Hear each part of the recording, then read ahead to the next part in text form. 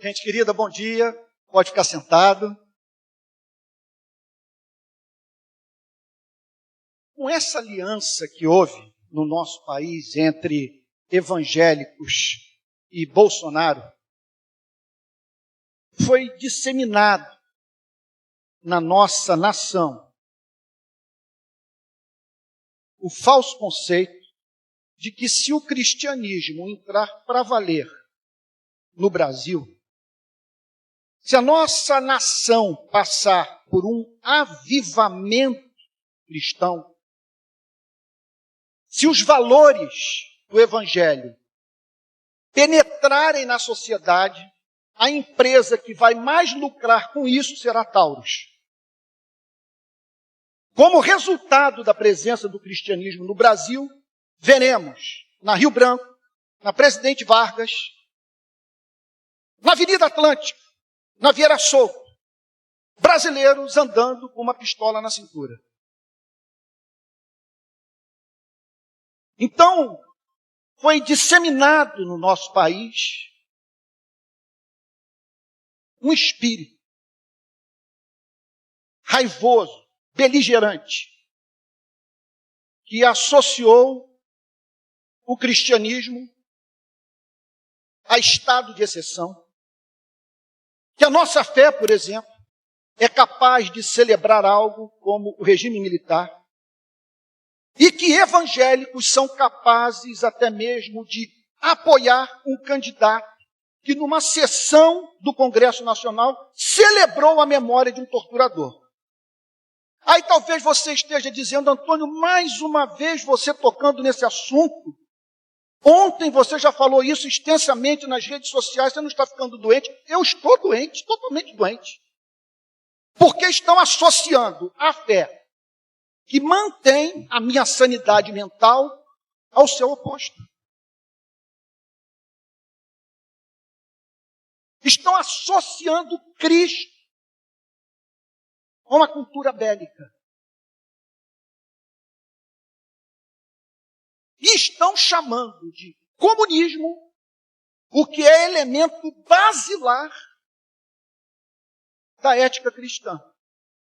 A defesa dos direitos humanos, o combate à desigualdade social, a compaixão pelos pobres. A nossa geração entrará para a história do movimento evangélico desse país como uma geração que foi incapaz de revelar zelo pelo nome de Cristo. Como não sentir ciúme quando vemos o nome de Cristo associado àquilo que Cristo denunciou? Por isso eu entendo que trazer para o púlpito uma passagem como a que eu vou expor hoje é de fundamental importância para que façamos um resgate do espírito do cristianismo e seja inoculado em nós o vírus do Evangelho, que é capaz, portanto, de criar anticorpos de modo que não se transforme em cultura nas nossas igrejas esse espírito beligerante. Então, vou pedir que você abra a Bíblia em Lucas, capítulo 6, versículo 27. Lucas, capítulo 6, verso 27. Estou sendo aqui avisado que a escolinha dominical para as crianças, então, você que trouxe seu filho, pode se dirigir à escola dominical que há ensino. Para os nossos filhinhos. Bom? Então, todo mundo achou aí? Lucas, capítulo 6, versículo 27.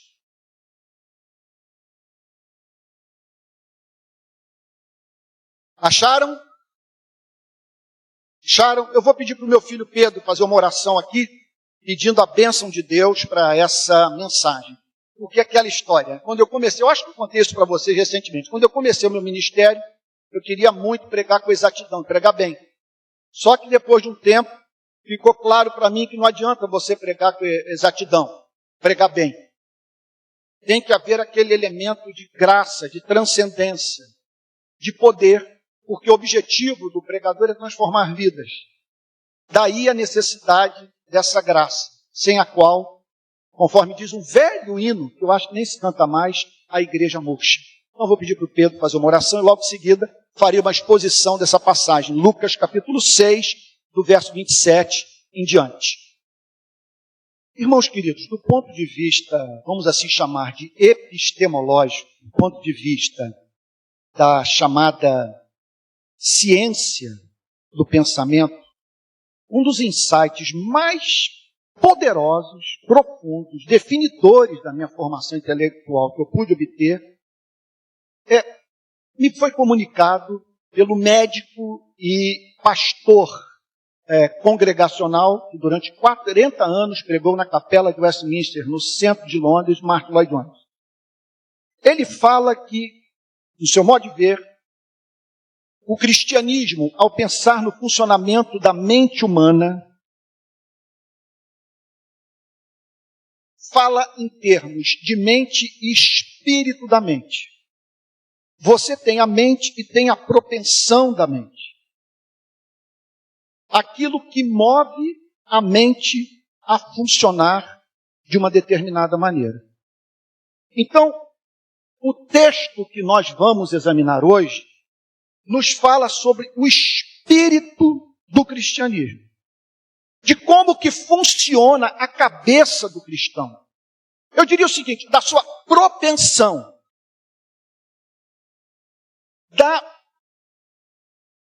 diretriz que é comunicada pelo Evangelho, a fim de que o cristão faça as mais diversas leituras da vida. E é claro que isso haverá de interferir no pensamento político-econômico do cristão. A ética do cristão haverá de ser delineada por esse espírito. Repito, a mente e o espírito da mente. Quando você conhece a Cristo, a sua cabeça passa a funcionar de uma determinada forma. Há uma propensão mental. É sobre isso que eu gostaria de falar, com base nessa passagem. Que é claro que não fala apenas da dimensão intelectual do cristianismo. Ela fala da dimensão intelectual do cristianismo, do espírito da mente, mas das implicações práticas do modo cristão de ver a vida. Então vamos lá. Lucas capítulo 6, verso 27. Digo, porém, a vocês que me ouvem. Então aqui está Cristo se dirigindo aos seus ouvintes, a você e a mim. E o que ele tem a nos dizer. Isso é impressionante, gente. É impressionante isso. Nós cristãos, foi o que eu escrevi ontem. Meu primeiro ponto dos 30 argumentos que eu usei. Nós cristãos afirmamos que o Criador de Andrômeda, Centauros, Via Láctea, enviou seu filho a esse planeta. Nós declaramos isso para todo mundo. E o que essa passagem nos ensina é o que o Filho de Deus, do Criador do Universo, comunicou aos seres humanos naqueles dias em que ele passou entre nós, mais precisamente no território da Palestina. Então o que ele disse? Amem os seus inimigos. Veja, não é um amor idiota.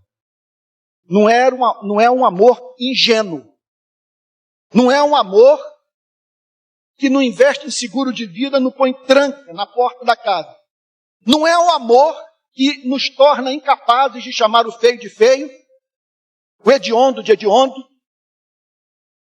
o maligno de maligno. Porque esse, para o qual Cristo dirige a sua mensagem, não é tão ingênuo a ponto de não conseguir identificar a presença do inimigo. Ele é meu inimigo. Ele quer minha morte. Ele quer minha destruição. Esses dias uma pessoa disse na internet que em breve Deus vai me calar. Porque Deus não tolera mais o meu ministério. Que em breve eu serei silenciado por Deus. Esse sujeito, é claro, está fazendo uma macumba evangélica para mim. Ele está querendo a minha morte. Contudo, apesar de eu identificar esse ser humano como meu inimigo, ele quer me prejudicar. O Senhor Jesus diz, contudo, você não deve ter a sua relação com ele regulada pelo sentimento desse que quer a sua morte. Você deve amar, mas não a ponto de dar armas para ele matar. Mas se ele tiver fome, você haverá de dar-lhe o que comer. Se ele tiver sede, você haverá de dar-lhe o que beber. Se você o encontrar nu, tremendo de frio, você haverá de vesti-lo. Mais adiante, o apóstolo Paulo declara, o poder desse amor é incalculável, porque fazendo isto, amontoarás brasas vivas sobre a cabeça do seu adversário. A consciência dele vai pegar fogo e não há nenhum momento da vida em que você se sente mais canalha quando toma consciência do fato de que você está prejudicando a vida de alguém justo. De alguém que não quer o seu mal. De alguém que, quando muito, apenas diverge de você. Então, amem os seus inimigos. O que significa isso?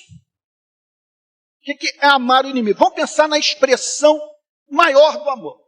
Para mim, a expressão mais basilar do amor é eu não tornar a vida de ninguém difícil. Expressão maior do amor é viabilizar a vida de todo aquele que cruzar o meu caminho. O que significa viabilizar a vida de todo aquele que cruzar o meu caminho? É na forma de tratá-lo, ajudá-lo a se aproximar do seu Criador, a fim de cumprir o propósito do Criador para a sua vida. Assim nós deveríamos viver. De modo que quem cruzar o nosso caminho possa, no minuto seguinte, ao término da conversa, dizer, eu não me recordo de ter sido tratado com tamanha dignidade por alguém. De você denunciar que tem interesse pela vida dessa pessoa. Esse é o espírito do cristianismo. Amem os seus inimigos.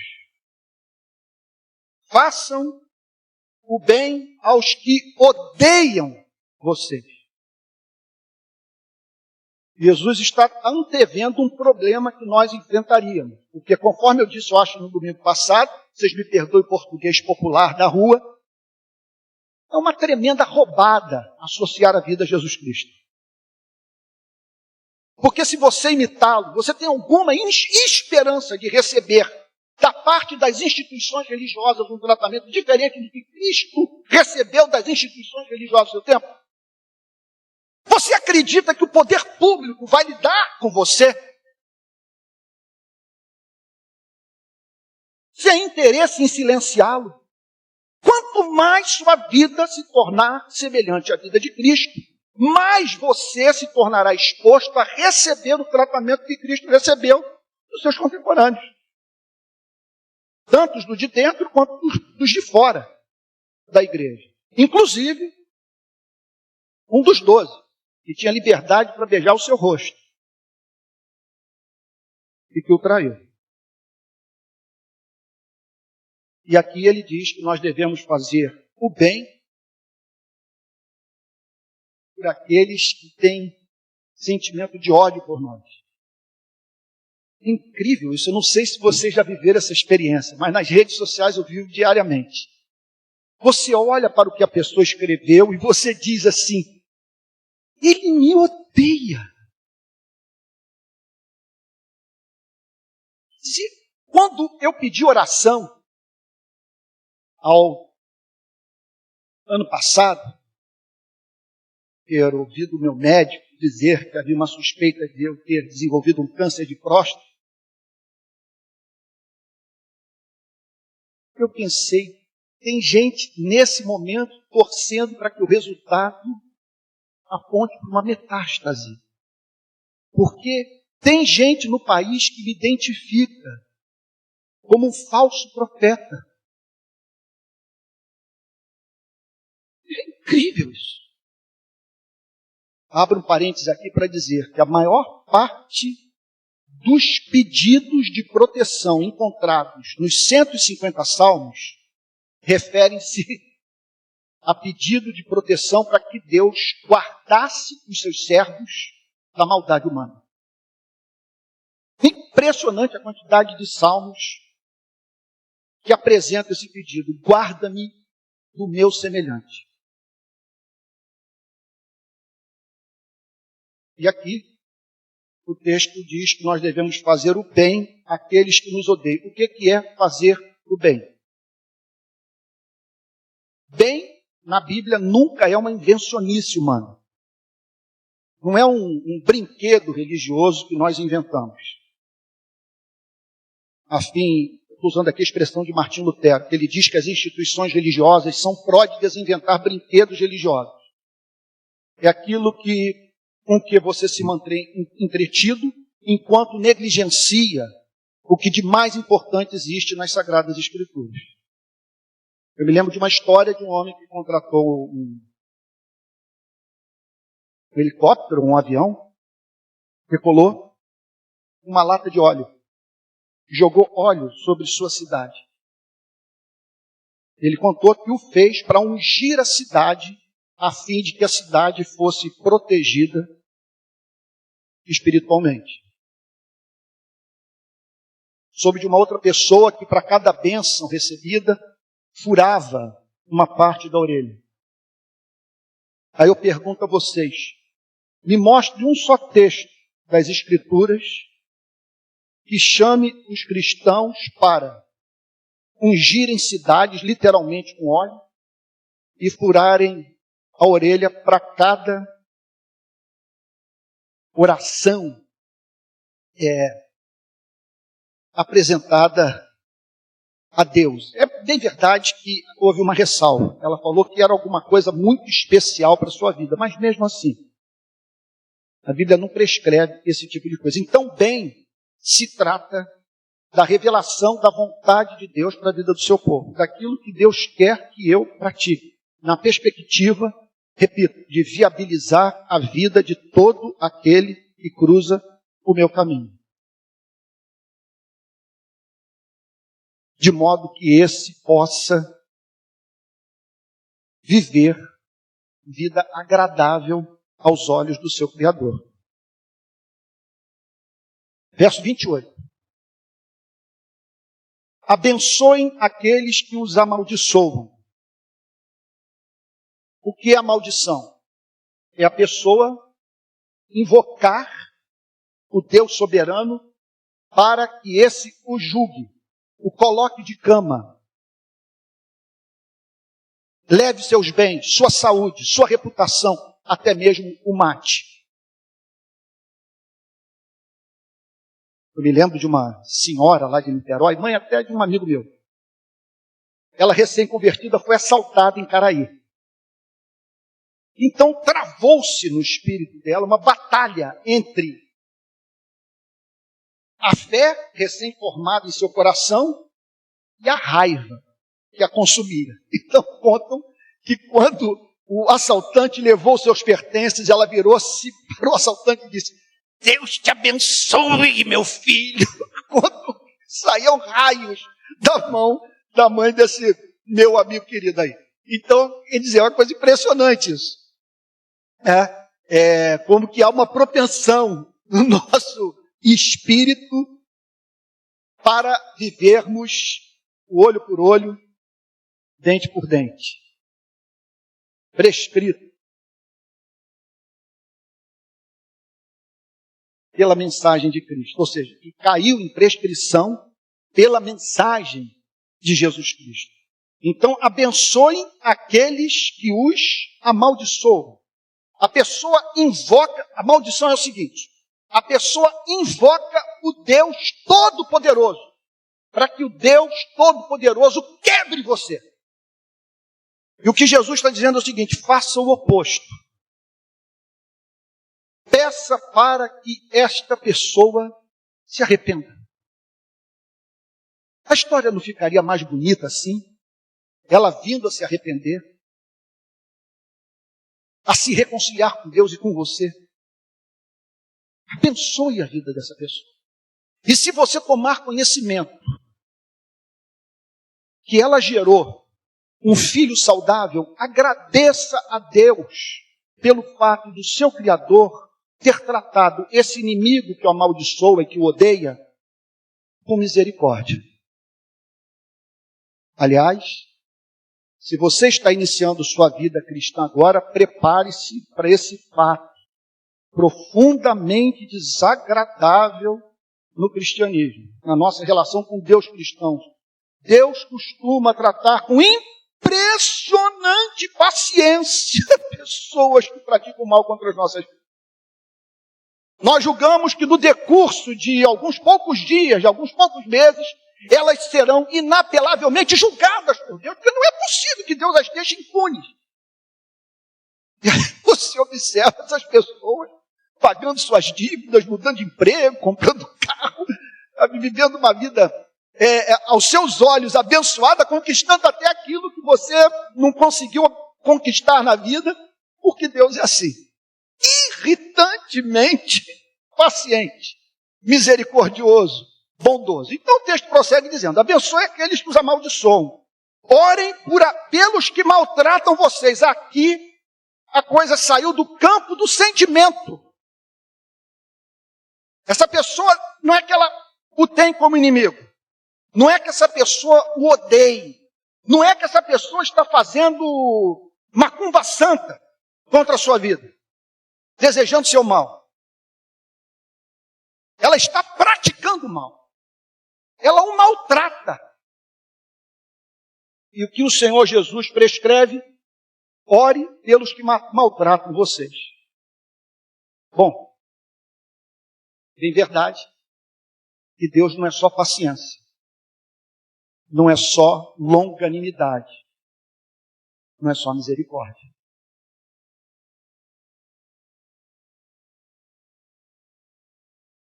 Nós devemos orar por aqueles que nos maltratam, porque se Deus sair em nossa defesa, o destino dessa pessoa será trágico.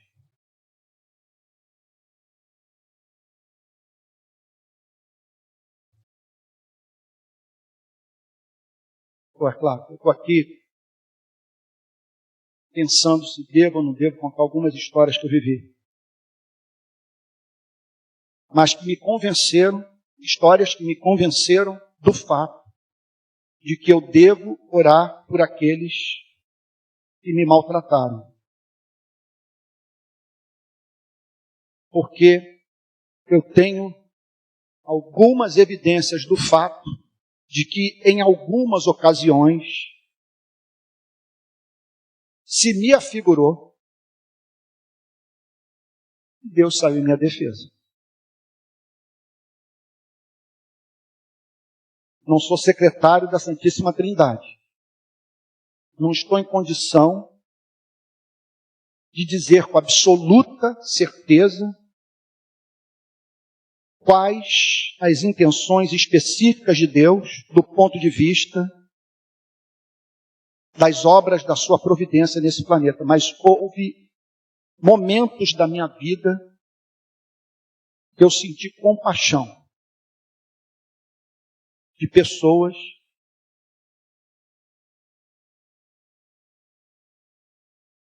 na verdade, não penso que se tratou de algo direcionado a mim, mas era o conjunto da obra que envolveu minha vida e que levou Deus a deixar claro para essa pessoa que Ele é santo e que Ele pode sair em defesa do seu povo. Então você ore. Por que você deve orar por esse que o maltrata? Porque se Deus decidir o defender, repito, essa pessoa pode vir a se encontrar num estado deplorável. Então peça pela vida dela o que você pede pela sua. Você jamais, ao orar por si mesmo, pede que Deus aplique justiça em sua vida. Você clama por misericórdia. Então clame por misericórdia, porque essa pessoa está cometendo o desatino de tocar na menina dos olhos de Deus, que é o seu povo. Vamos pensar no ápice dessa maldade.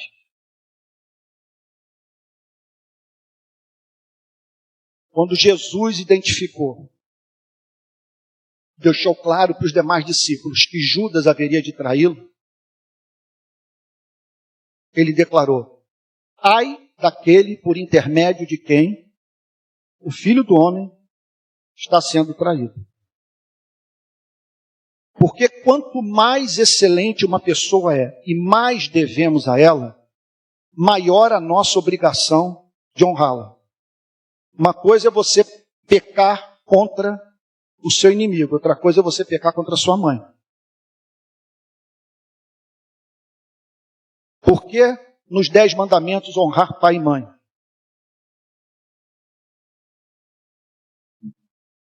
Pelo muito, entre outras coisas, que devemos a pai e mãe. Então ali está o princípio estabelecido. Ai daquele por intermédio de quem o Filho do Homem está sendo traído. E o que se aplicou à relação de Judas com Cristo pode se aplicar também à relação sua com aqueles que odeiam, que são seus inimigos, que o amaldiçoam e que causaram dano a você. Clame pela vida desses, é o que Jesus está dizendo. Orem pelos que maltratam vocês. Verso 29.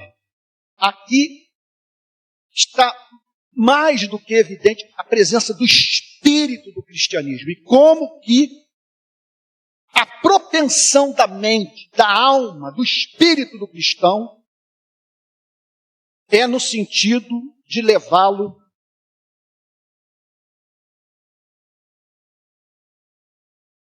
a tratar as pessoas com misericórdia. Ainda ontem eu conversava com a minha mulher. Eu falei: Adri, aliás, eu não me lembro se eu mencionei o nome do reverendo Antônio Elias, mas eu não sei se eu falei ou se me veio à mente, porque quem me ensinou essa história foi o reverendo Antônio Elias. Ele disse para mim o seguinte: filho, se você tiver que pecar, peque sempre pelo lado do amor.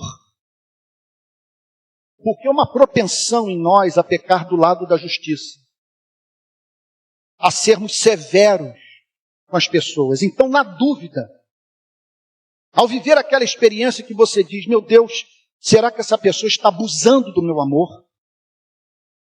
Será que não chegou a hora de dizer um não, deixar de modo claro para ela que a relação chegou ao fim, que a minha paciência se esgotou? Nessas horas de dúvida, o reverendo, então, me deu esse sábio conselho. Está em dúvida? Peque do lado do amor. Porque é mais provável que você, se tiver que pecar de verdade, haverá de pecar do lado da justiça. Aquela história, para tirar uma pintinha preta de uma camisa branca, rasgar a camisa inteira. Julgar uma pessoa pelo pior momento de sua vida, por aquela palavra infeliz que não depõe contra o todo do seu caráter, mas um mau momento apenas, vivido por essa pessoa que deve ser objeto da sua compaixão. Então, verso 29 diz: ao que lhe bate numa face, ofereça também a outra. Devemos interpretar literalmente essa passagem. Você chegar para um filho seu e o orientar a virar saco de pancada na escola? Não. O que o Senhor Jesus está dizendo aqui numa linguagem hiperbólica é que nós devemos evitar a revanche. Que não é conversação de cristão dizer: eu dou um boi para não entrar numa briga e uma boiada para não sair. Isso não é coisa de cristão. O que Jesus está dizendo aqui é que nós devemos estar abertos sempre para a possibilidade de sofrermos o dano se essa for a condição para que, na correção de uma injustiça praticada contra a nossa vida, uma injustiça maior seja cometida.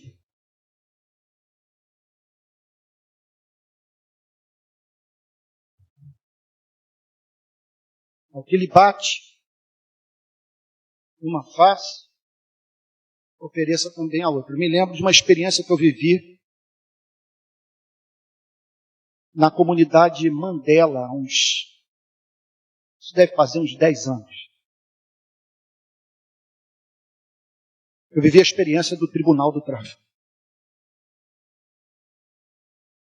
Estava lá, quando de repente chegou um casal de idosos na companhia de um rapaz para conversar com quem naqueles dias mandava na comunidade. Eu ali do lado dessa pessoa, hipocrisia deslavada, e dizer que você consegue desenvolver trabalho social em comunidade sem ter contato.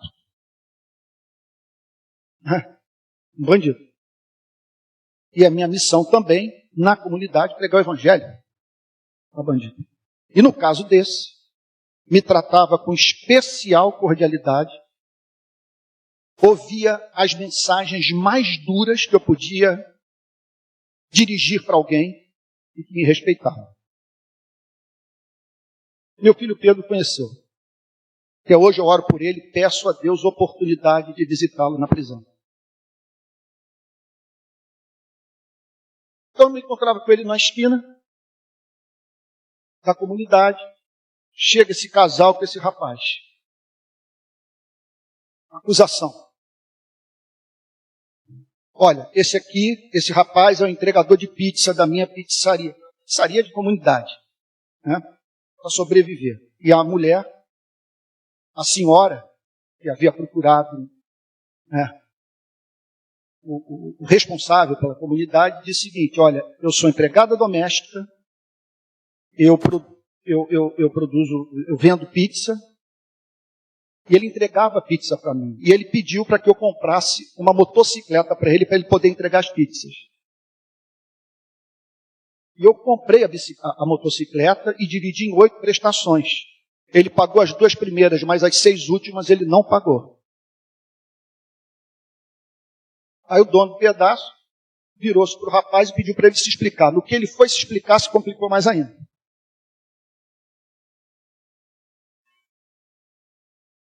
No meio daquela discussão, eu falei: eu poderia dar uma palavra? Você me permitiria falar alguma coisa aqui?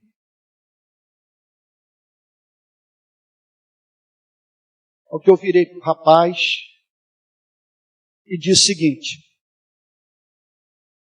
parceiro, você não podia ter feito isso com ela. Empregada doméstica, uma senhora. Não tem condição de pagar essa prestação. Mas eu sei que você não fez por mal. E por as circunstâncias da vida que o fizeram não honrar esse compromisso, porque você é garoto trabalhador. Ao que me virei para ela e disse o seguinte: minha senhora, eu entendo a sua dor. Isso era início da noite, aquele breu, a gente na esquina, moto passando para tudo que é lado. Falei: minha senhora, eu entendo a sua dor, a senhora é trabalhadora. A senhora confiou nesse rapaz. Agora me permita dizer uma coisa: a senhora jamais poderia ter trazido esse problema para cá, para esse lugar. Naquela altura eu tinha uma relação com o rapaz que me dava liberdade de falar nesses termos. Ela estava expondo a vida daquele menino no pior lugar que se poderia pensar. No meio da fala, cai um quebrantamento sobre todo mundo. A senhora pede para fazer uma oração. A gente monta uma roda na esquina. Eu começo a clamar a Deus, pedir pela misericórdia, que Deus tivesse misericórdia de todos. Faço um cheque, pago as 6 prestações para a mulher, O menino passa a sonhar em vender a pizza, porque naquela altura ele já tinha aberto uma pizzaria para ele dentro da comunidade. Sabe? E ainda leva uma bronca do traficante que vira para mim e diz: o senhor não pode vir com cheque para dentro da comunidade, é uma perdição, fica dando dinheiro para todo mundo. E assim resolvemos o problema. Irmãos queridos, vocês me perdoem contar essa história? Que me envolve numa ação, numa boa obra, mas me ocorreu agora porque me parece que ela nos ajuda a entender o espírito do cristianismo. A gente quer salvar todo mundo. O que nós queremos é tratar a todos com a mesma misericórdia da qual nós fomos objeto.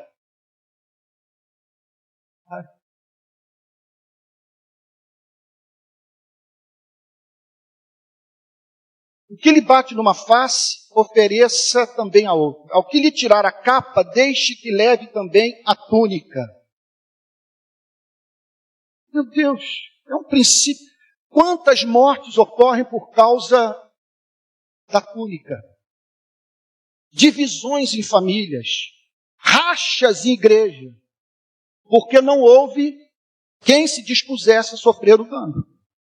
Abrir mão de direito a fim de preservar um valor maior.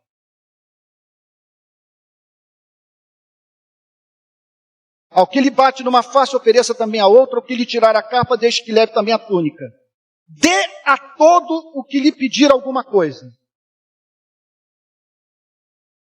Quer dizer, o Criador da Via Láctea enviou seu filho e disse para ele: declare isso para as pessoas, ensine isso.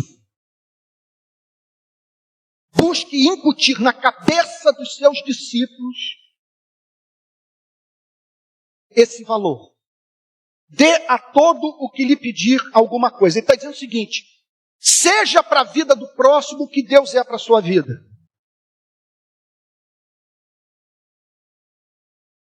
A pessoa procurou,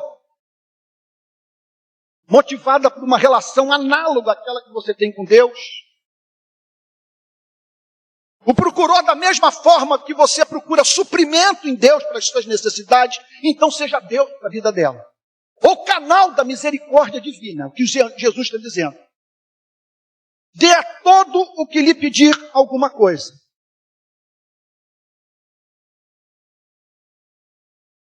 A gente corre o risco de ser enganado, mas é claro. Agora, é importante que saibamos, que vai o neologismo, nós somos inroubáveis. Estamos sob os cuidados de Deus, o amor de Deus, a misericórdia de Deus. Tudo que pertence ao Criador pertence a nós. Estão lembrados daquela história que eu contei de uma mulher que passou lá pela Barra, era casada com uma pessoa conhecida, um meio de comunicação conhecido da nossa cidade.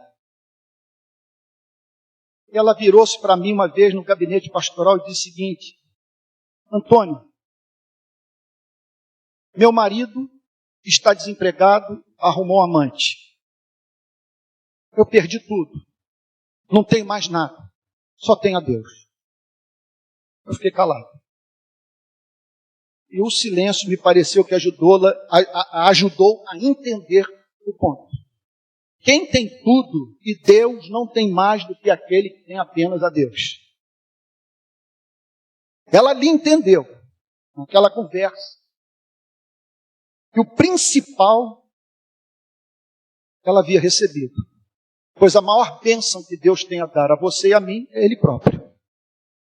Então, com base nessa mentalidade, tudo que pertence ao Criador pertence a mim, porque Ele é ensandecido de amor pela minha vida e me chama de herdeiro seu. Eu sou livre para dar àquele que me pedir. Dê a todo o que lhe pedir. E se alguém levar o que é seu, não exija que seja devolvido.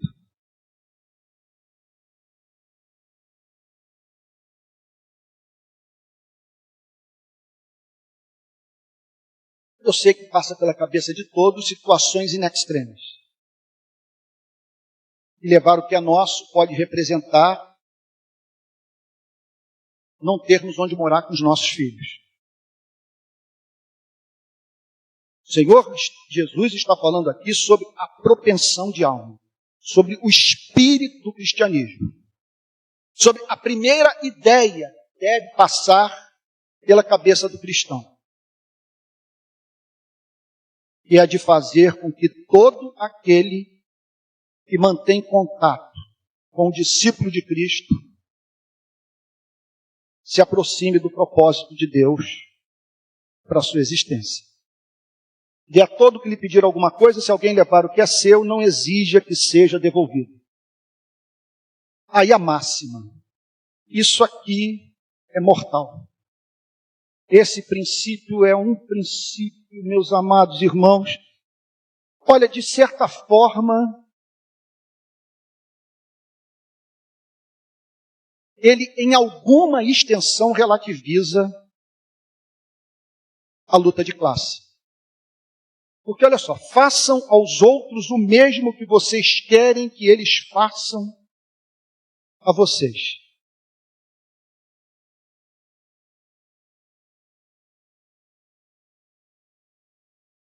Me lembro de ter perguntado uma vez para um traficante, muito conhecido do Rio de Janeiro: se eu esculachasse seu filho na sua frente,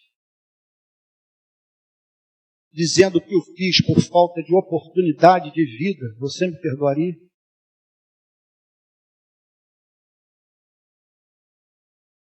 Ele baixou a cabeça e disse que não.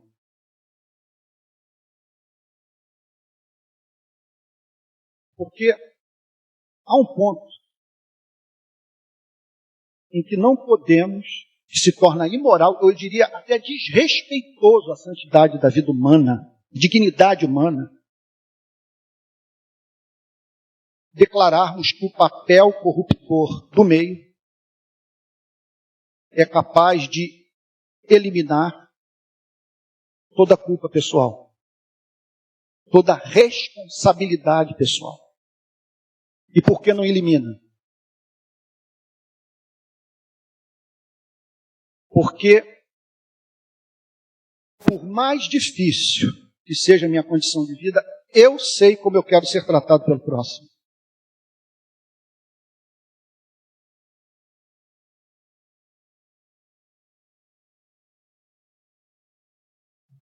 Portanto, a mim me cabe regular a minha relação com o próximo pela forma como eu, não é que eu espero ser tratado por ele, mas pela forma que eu exijo que ele me trate. E aqui está o Senhor Jesus declarando: façam aos outros o mesmo que vocês querem que eles façam a vocês. Matou. Está dizendo o seguinte: você nunca fez um curso de ética, nunca passou pela escola dominical, fez o chamado curso de discipulado, uma introdução à moral cristã, você nunca leu Dostoiévski, nunca leu Tolstói, sabe? Você não está familiarizado com os problemas morais presentes no Dom Quixote de La Mancha, de Cervantes, mas você tem contato com sua própria alma. Você sabe como gosta de ser tratado pelas pessoas e que você não suporta, por exemplo, traição. Você abomina ser tratado com indiferença. Ou alguém ignorar a sua dor.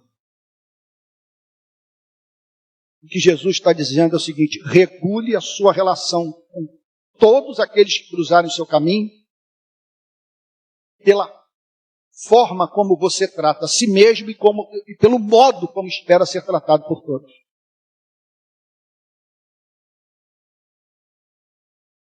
Se vocês, aí, verso 32, uma pena que eu vou ter que acelerar aqui, o texto é riquíssimo, era coisa para nós fazermos um seminário, ficarmos uma semana inteira estudando esse texto, pensando nas suas implicações e aplicações para as mais diferentes áreas da nossa vida. Mas eu vou acelerar aqui o passo para a gente terminar logo e orar. Olha lá, verso 32. Se vocês amam aqueles que os amam, que recompensa terão? Vamos tentar entender o ponto.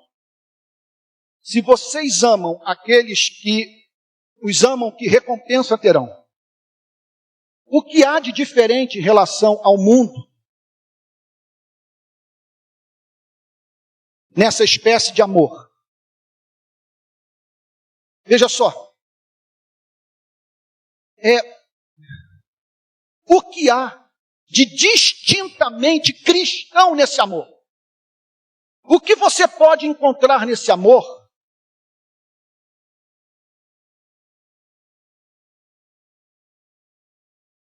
sobre o qual pode ser dito: essa pessoa aprendeu esse amor com Cristo? Porque ninguém jamais ensinou essa espécie de coisa. Jesus está dizendo o seguinte: olha, vocês vão encontrar esse comportamento entre os pagãos, entre ateus, entre agnósticos. Vocês não precisam de regeneração, vocês não precisam de Cristo, vocês não precisam de conversão para amar aqueles que os amam. Esse amor é praticado no planeta inteiro. É isso que ele está dizendo. Olha só, porque até os pecadores amam aqueles que os amam. Por isso que você vê Adolf Hitler, por exemplo, em cena da Segunda Guerra, brincando com criança. Ali na companhia sorridente de Eva Braun. Observe como alguns dos maiores canalhas, fascínoras que passaram por esse país são vistos em relação carinhosa com seus filhos. Alguns, inclusive, revelam ter a mais profunda estima dos seus familiares.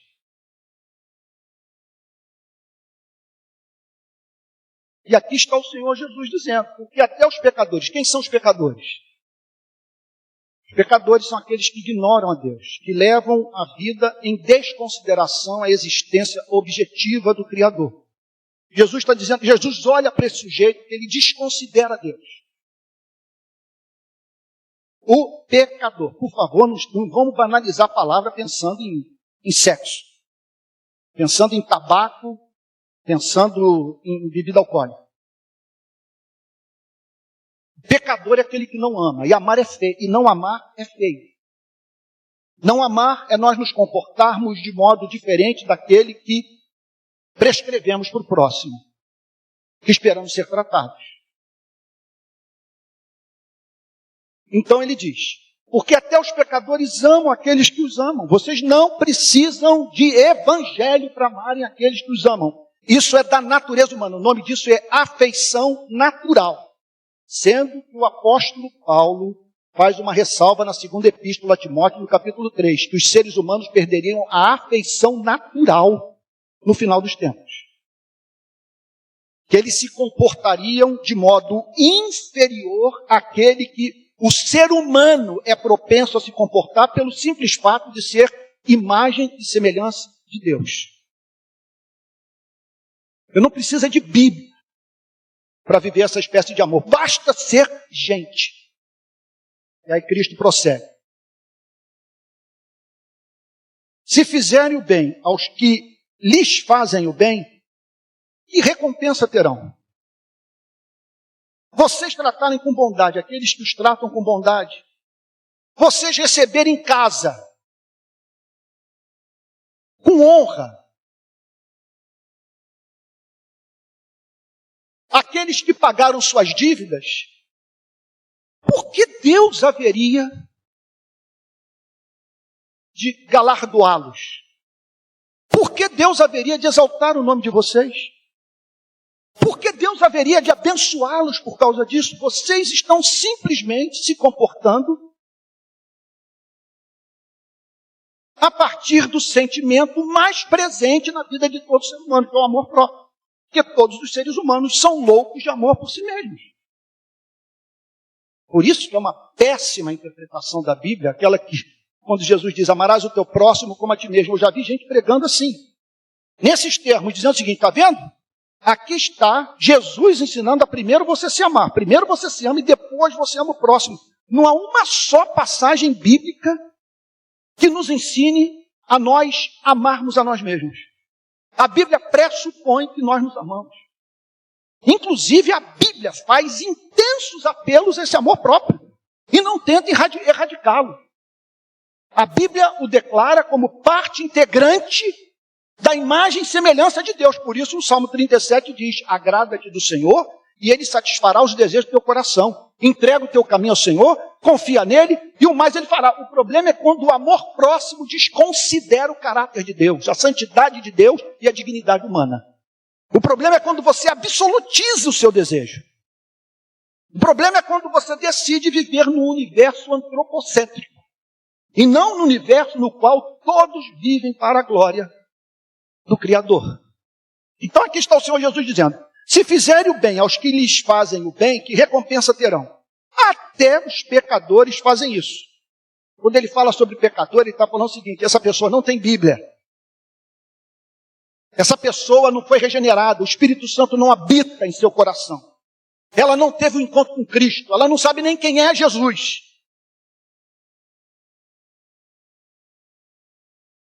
Aliás, essa história que muitas vezes é usada para justificar o relativismo moral, tão presente em algumas universidades. Ela é falaciosa. A história de que o relativismo da modernidade deve-se muito às descobertas feitas pelos europeus. Aquelas viagens feitas a partir do século XVI, final do século XV, início do século XVI, que botaram os europeus em contato com outras culturas. E aí dizem que ali, ao chegarem, eles viram povos vivendo de uma forma diametralmente oposta à moral europeia. E que nem por isso deixaram de ser felizes. Aí C.S. Lewis diz o seguinte: olha, a coisa não é bem assim. Porque jamais foi encontrada uma cultura que celebrasse a covardia. Nunca aconteceu de um covarde que abandonou seus amigos no campo de batalha, ao voltar para casa ter recebido uma condecoração. Parabéns, porque você deixou seus companheiros no campo de batalha a fim de salvar a sua própria pele. Porque a cultura não tem o poder de erradicar a imagem e semelhança de Deus da qual nós somos portadores. E por isso Jesus diz: os pecadores amam os pecadores. Agora vamos pensar nas implicações morais. Estou aqui com o delegado, meu amigo Orlando Zacconi. Olha a implicação disso. Porque nós evangélicos temos a tendência de usar Romanos 13 para dizer o seguinte: se o Estado não brandir a espada da justiça, nada dará conta da propensão humana à prática do mal. Nós precisamos, portanto, de um Estado que use extensamente o monopólio do uso da força para frear a maldade humana. Aqui está o Senhor Jesus dizendo que se você viver numa cultura na qual o pecador é tratado com dignidade, ele será propenso a não produzir o mal. Vocês me perdoem falar dessa forma. Eu queria manter a flama, mas quando eu penso nessas coisas, eu fico ensandecido. Aqui está Jesus dizendo: não tem Bíblia, não tem regeneração, não tem Evangelho, não tem nada. Mas ele é tratado com decência. E porque é tratado por decência, apesar de não ser regenerado, ele se comporta de uma forma decente. Está claro o ponto para vocês, gente? Dá vontade de dizer: alguém não entendeu o que eu falei? Alguém não entendeu o ponto? É um princípio universal. Como disse Agostinho, a meta do homem não é matar, é ser feliz. Matar é meio. Se ele não precisa de usar desse expediente, ele não será louco de matar, exceto pessoas portadoras de psicopatologias graves. Então aqui está o Senhor declarando: até os pecadores fazem isso. Vamos para o verso 34. E se emprestam àqueles de quem esperam receber, que recompensa terão? Na verdade, você está fazendo um investimento. Você está usando a mentalidade do mercado financeiro nas suas relações interpessoais. Você não está sendo movido pelo altruísmo. Essa coisa toda lhe é muito interessante. Vocês estão entendendo o ponto? Vamos lá, vamos para o final, para a gente orar. Olha lá. Também os pecadores emprestam aos pecadores. Qualquer coisa do mundo. Você não precisa do cristianismo para pecador emprestar àqueles de quem espera receber algo em troca. Verso 35. Nós estamos chegando para o final apoteótico. A amarração final que Jesus faz é coisa de fazer todos nós desmoronarmos. Olha o que ele diz no verso 35. Vocês, porém, amem os seus inimigos. Deixa eu abrir um parênteses. Essa mensagem tem que ser proclamada no meio evangélico. Surgiu no nosso país um cristianismo belicista. E se nós não deixarmos claro que essa é a nossa posição, que esse é o espírito do evangelho, nós vamos ver evangélicos propondo o fascismo, regime de exceção, estando na vanguarda por uma cultura punitivista. Em vez de lutarem por uma cultura profilática. Foi o que eu disse outro dia para um jornalista. Eu disse o seguinte: o Brasil extrai do brasileiro o que ele tem de pior. O que está latente se torna patente, porque a vida nesse país é uma provocação ao ser humano. Então, se nós agirmos de modo profilático, promovendo dignidade, igualdade de oportunidade de vida para todos, essa taxa de criminalidade despencará, porque não é assim, porque nós temos evidências empíricas para tal. Vai para a Suécia, vai para a Finlândia, vai para a Dinamarca, vai para o Japão, no qual você não tem, como em São Gonçalo, uma igreja em cada esquina. E apesar de não estarem vivendo sob a influência da cultura evangélica, gozam de níveis de segurança pública que o Brasil evangelizado desconhece. Por quê? Porque surgiu nesse país uma igreja preocupada com sexo, tabaco e álcool, e não uma igreja preocupada com justiça social. Vamos terminar. Vocês, porém, amem os seus inimigos. Façam o bem, emprestem sem esperar nada em troca. Vocês terão uma grande recompensa. Olha aí o apelo para o amor próprio. Mas aqui é o amor próprio esclarecido, gente. Da mesma maneira que deveria existir o egoísmo esclarecido. De você olhar para a coisa e dizer o seguinte: olha, eu não me importo com a vida desses miseráveis.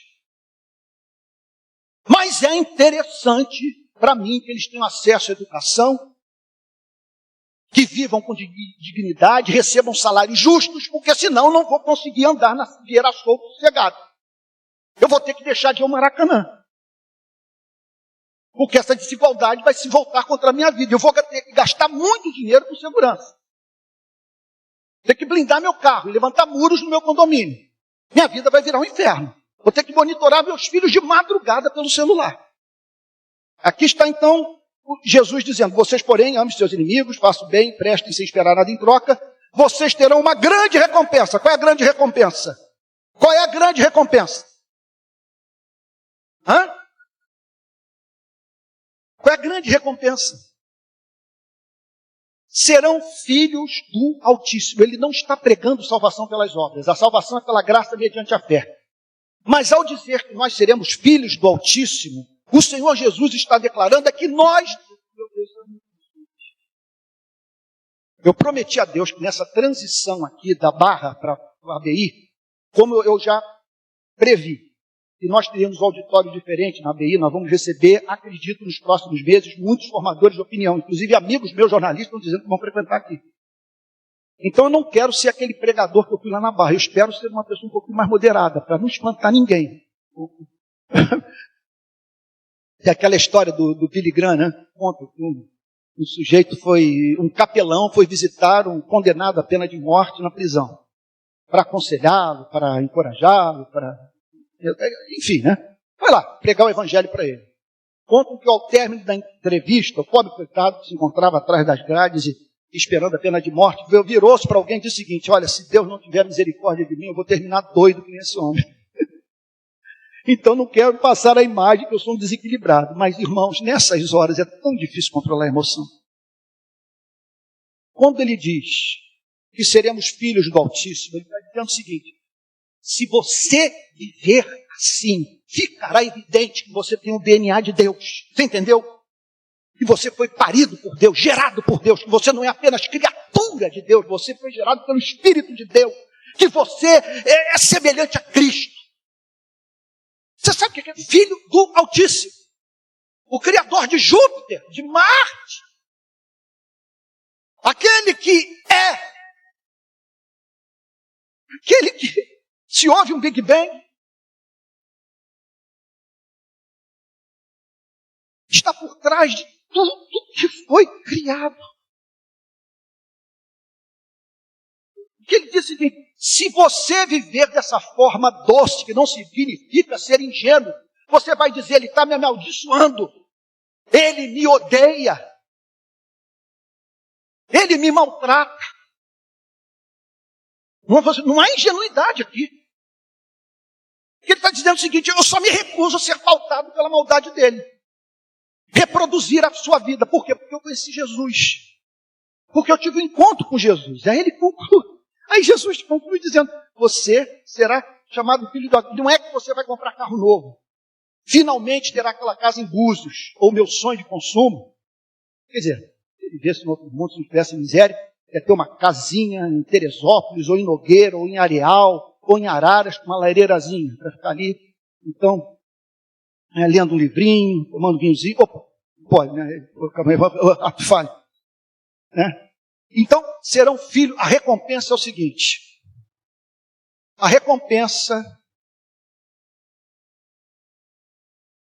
é você tornar evidente o sangue de Deus. Qual é a metáfora que eu poderia usar? Qual a melhor forma de esclarecer o ponto? Que você veio das entranhas do Criador. Agora, a bomba atômica. Aqui, a razão final. Pois ele é bondoso até para os ingratos e maus. Então Jesus está dizendo o seguinte: vocês ficam surpresos com os problemas da vida, com o sofrimento humano. Vocês até filosofam sobre isso. Vocês escrevem livros sobre o problema do sofrimento humano. Se Deus é bom e todo-poderoso, por que pessoas sofrem? Contam que teve uma autoridade eclesiástica que visitou um campo de concentração e declarou: onde estava Deus quando tudo isso aconteceu? Aí Jesus inverte a questão moral. Ele diz o seguinte: não, vocês estão muito preocupados com Teodiceia. Teodiceia é um campo da teologia sistemática dedicado à defesa dos procedimentos de Deus. Como explicar um Deus de amor num mundo tão desigual quanto esse? Então os teólogos gastam muito tempo dedicados à Teodiceia, defesa dos procedimentos de Deus. Jesus está dizendo o seguinte: não, vocês deveriam responder uma outra pergunta. Está preocupados com a resposta a uma outra questão. Sendo vocês quem são, como que esse planeta continua a existir? Por que vocês estão vivos? Por que o feijão e arroz chega à panela de vocês? Como explicar o batimento cardíaco de Vladimir Putin?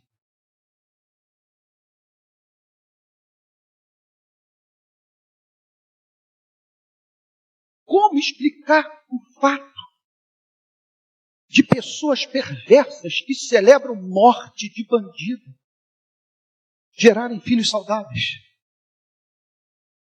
Jesus está dizendo o seguinte: tal acontece porque ele é bondoso até para os ingratos e maus. O que é um ingrato e mau? Essa pessoa ingrata, ela não atribui nenhuma bênção recebida à bondade divina. E ela é má. Posso mais uma vez usar o português da rua?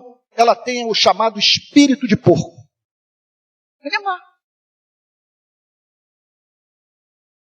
E Jesus diz que Deus olha para ela e diz: eu vou aquecer o seu corpo. Ela vai passar a ganhar mais. Ela está ansiosa pelo nascimento do filho, com medo dele nascer com alguma malformação congênita. Eu vou dar para esse casal uma criança perfeita.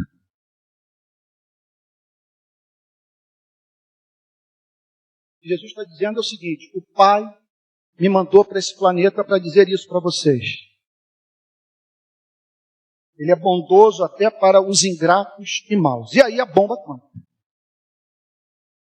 Sejam misericordiosos, como também é misericordioso o Pai de vocês. Observe que ele não diz como misericordioso é Deus. Porque Jesus não veio para falar sobre Deus. Jesus veio a esse planeta para falar sobre o Pai. Vivam assim.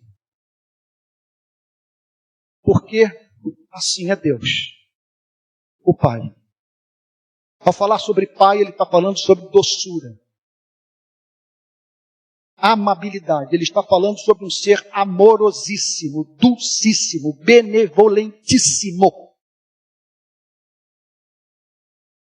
Ele está dizendo o seguinte: ele é misericordioso. Inclusive,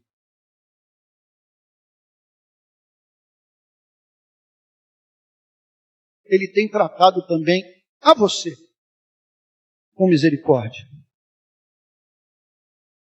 E não peça que ele trate o próximo de modo diferente daquele que você tem pedido que ele trate a você.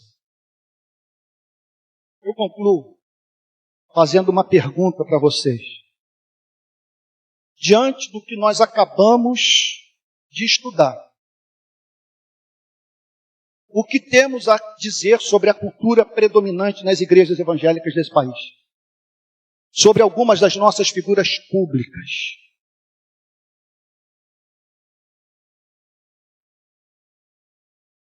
Sobre aqueles que são encontrados falando pelo seu e pelo meu nome.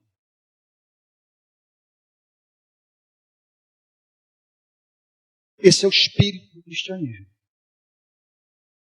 Aí se você me perguntasse qual é a grande batalha do ponto de vista moral da igreja nesses dias? Primeiro eu diria o seguinte, que a igreja não está preocupada com moralidade. A igreja está preocupada em reconciliar os seres humanos com o seu Criador. Nós fomos chamados prioritariamente para isso. Porque você pode ser casto, você pode ser um bom pagador de impostos, sei lá, você pode ser abstêmio e não amar a Deus. E a nossa meta é que pessoas adorem a Deus em espírito e verdade. Mas se fôssemos pensar do ponto de vista de uma mudança nesse cenário, essa cultura presente nas nossas igrejas, que na verdade tem muita relação com a cultura brasileira, qual é a batalha do momento? Eu diria para vocês que é preservarmos esse espírito de amor presente na mensagem de Cristo. Porque hoje os que estão do lado de fora, ao nos verem apoiando, o que corresponde ao exato oposto dessa mensagem, estão atribuindo à nossa fé aquilo pelo que Cristo revelou repugnância. Eu espero que, como resultado dessa mensagem nessa manhã, nós saiamos daqui com um firme compromisso de vivermos como filhos do Altíssimo. E permitindo assim que esse caráter misericordioso, longânimo, bondoso se manifeste na nossa vida. Porque é isso que nos distingue. É por isso que somos uma cidade feita na montanha e a luz que brilha alto na candeia. Porque vivemos o que só os que conheceram a Jesus são capazes de viver. Vamos ficar de pé e orar? Nós estamos aqui enfrentando o chamado veneno de grana. Porque nós estamos aqui sem patrocínio de empresário, não tem nenhuma instituição evangélica nos bancando, e o nosso perfil econômico é de gente trabalhador, estudante, professores. Então é o seguinte, olha só, vou dar o papo reto aqui. Nós estamos gastando 14 mil por mês aqui na BI. Nós não temos essa grana. Outro ponto.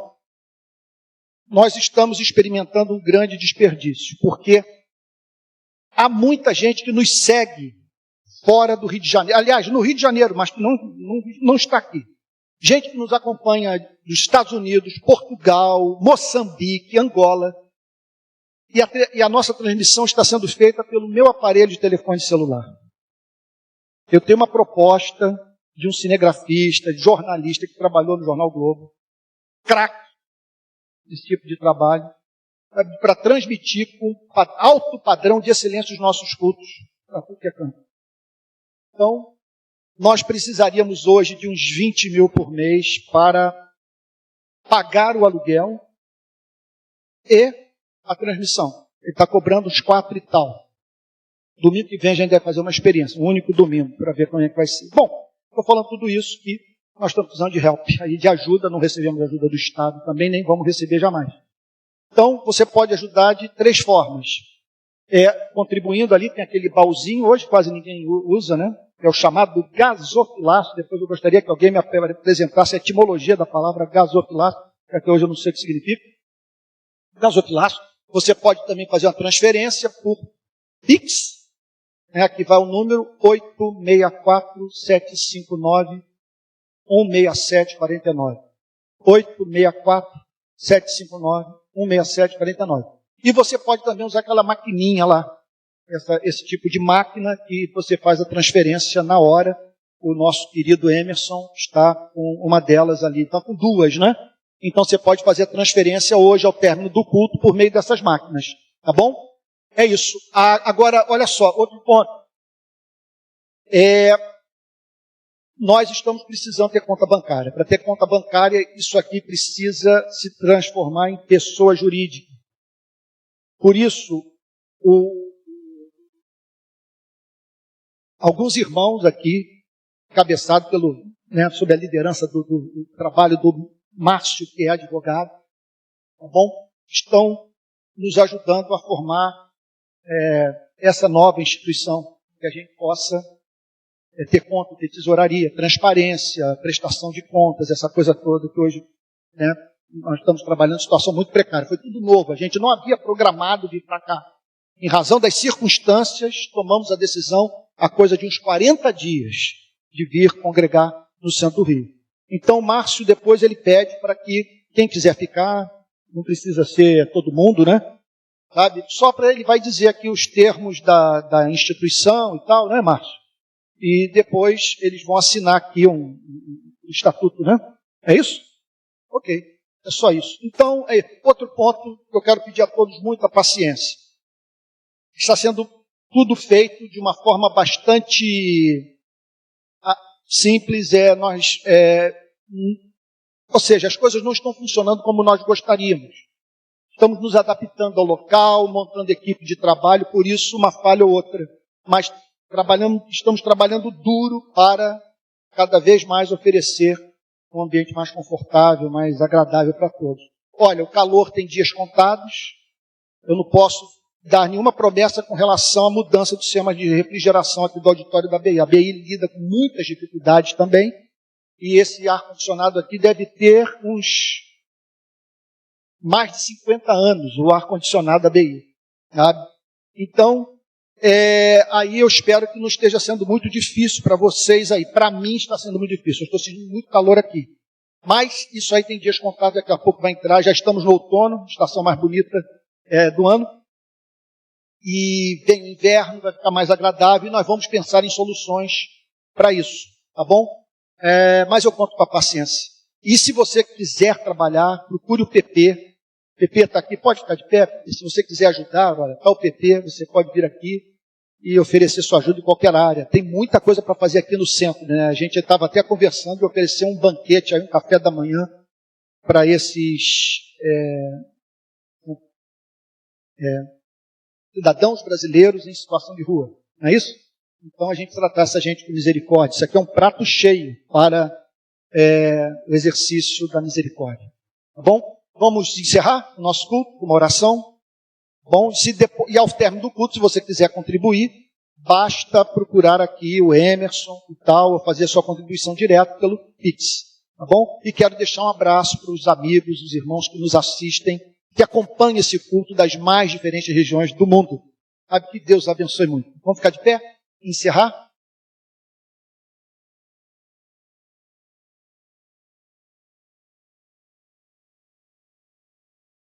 Senhor, nós te agradecemos por passagem tão extraordinária. Ela é tão bela que somos levados a crer que ela só pode ter vindo da sua parte. Muito obrigado, que ela produza os seus frutos nas nossas vidas. Que a graça do nosso Senhor e Salvador Jesus Cristo, o amor de Deus o Pai, e a comunhão, as consolações, os dons do Espírito Santo, sejam com cada um de vocês, desde agora e para todos sempre. Amém.